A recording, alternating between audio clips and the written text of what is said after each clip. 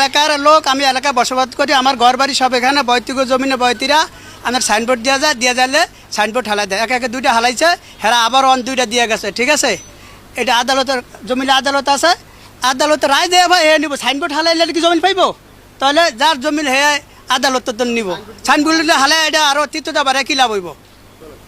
আমি পশ্চিম ইলিশা 1 নম্বর ওয়ার্ডের member, UP সদস্য।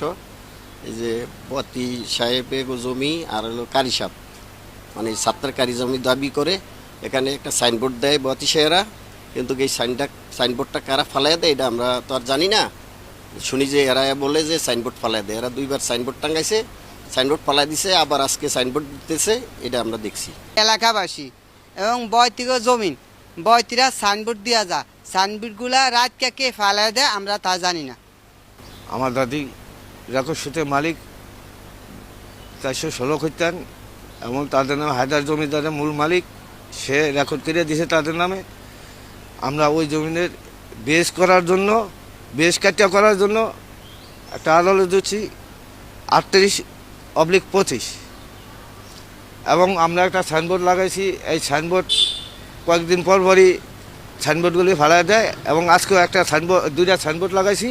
এই সাইনবোর্ডগুলি ফালায় ছাত্তার, এবং ছাত্রার লগে আরও সহযোগী আছে, ওরা সহকারে একসাথে ফালায়। আমরা এখন আইনে গেছি, আদালত থেকে যদি আমাদের কাগজপত্র রাইট হয় তাহলে আদালতে হাকিমে আমাদেরকে দিবে। দক্ষিণ সরবতা, পশ্চিম ইলিশা ইউনিয়ন, 416 নং খতিয়ানের 3 একর 65 একর সম্পত্তি।